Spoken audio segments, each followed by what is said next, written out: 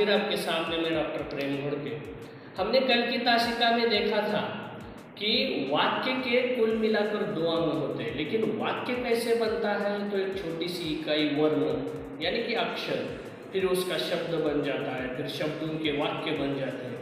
लेकिन वाक्य अर्थपूर्ण होने के लिए वह शब्द भी क्रमबद्ध रूप में आने चाहिए, तभी जाकर वाक्य बन जाता है। ये हमने कल देखा है।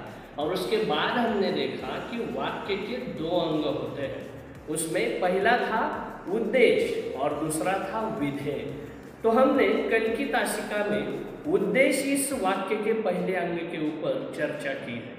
आज हम वाक्य का जो दूसरा अंग है विधेय, इसके ऊपर चर्चा करने वाले हैं। तो मेरे साथ जुड़े रहिए, विधेय के ऊपर हम चर्चा करते हैं। अब आगे देखो, तुम्हें थोड़ा और आसान करके मैं बताता हूं। अब देखो, ये उद्देश्य हुआ।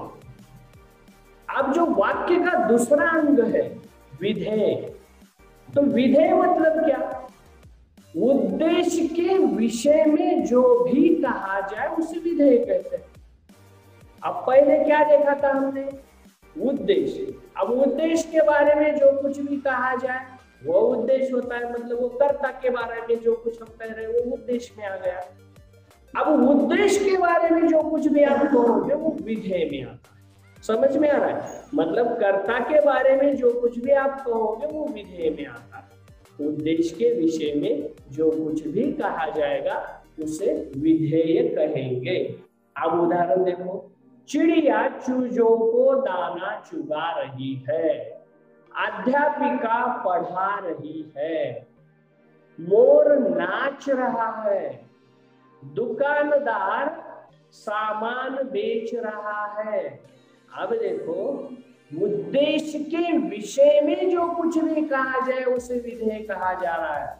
अब यहाँ पर देखो, चिड़िया जो है, अध्यापिका जो है, यहाँ पर देखो चूजों को दाना चुगा रही है, पढ़ा रही है, नाच रहा है, सामान बेच रहा है, यह विधेय है।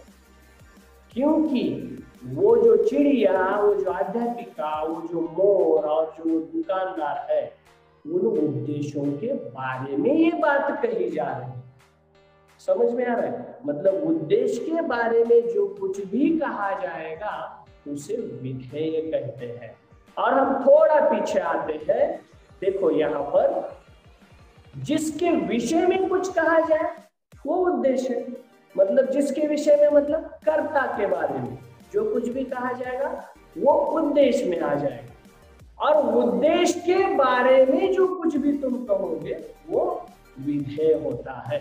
इस प्रकार इन उदाहरणों को देखने के बाद आपको पता चलेगा कि उद्देश्य किसे कहते हैं और विधेय किसे कहते हैं। कर्म, कर्म के विशेषण, क्रिया तथा क्रिया विशेषण आदि विधेय के अंतर्गत ही आते हैं।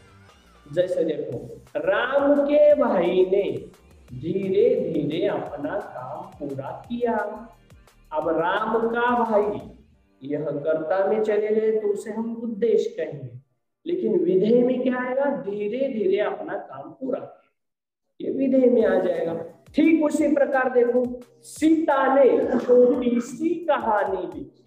सीता कर्ता है, छोटी सी कहानी लिखी, यह विधेय के अंतर्गत। मतलब सीता उद्देश्य हो गई और छोटी सी कहानी लिखी, यह विधेय हो गया।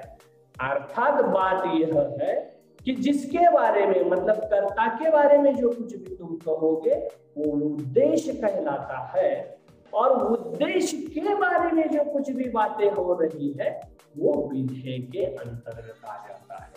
तो इस प्रकार वाक्य के जो 2 अंग है, उद्देश्य और विधेय, वाक्य के जो 2 अंग होते हैं उद्देश्य और विधेय, वो कहाँ पर होते हैं, उन्हें उद्देश्य क्यों कहा जाता है, उन्हें विधेय क्यों कहा जाता है, यह हमने इस ताशिका में देखा है। तो अगली बार कुछ नया विषय लेकर नए व्याकरण के साथ फिर से आपके सामने हाजिर होंगे। तब तक के लिए धन्यवाद।